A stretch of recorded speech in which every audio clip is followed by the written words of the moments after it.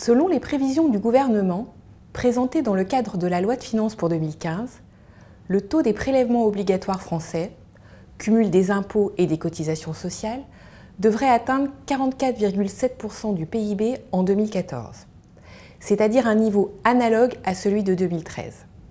La pression fiscale s'est donc stabilisée dans l'Hexagone en 2014, après s'être emballée depuis 2010, comme dans le reste du monde, sous la contrainte conjointe d'une dégradation des endettements et d'une attention plus appuyée des marchés sur la maîtrise des finances publiques.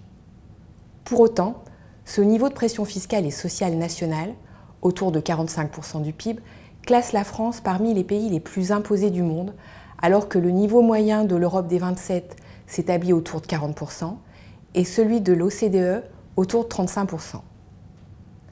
Le cru législatif voté fin 2014 et applicable en 2015 est à l'image de ce constat.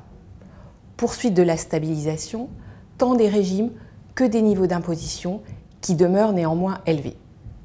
Nous nous proposons de vous dresser le panorama du paysage fiscal français applicable à vos différents actifs patrimoniaux.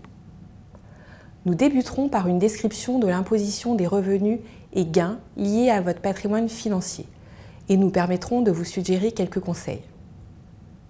Nous traiterons de l'imposition du patrimoine immobilier, nous évoquerons l'imposition du patrimoine artistique, nous ferons un point sur l'imposition sur la fortune, nous évoquerons les principales règles fiscales applicables à la transmission du patrimoine, nous achèverons les contours du nouveau paysage fiscal par une présentation du régime plus favorable applicable au patrimoine professionnel. Nous vous proposons de commencer votre parcours fiscal par l'imposition des revenus financiers.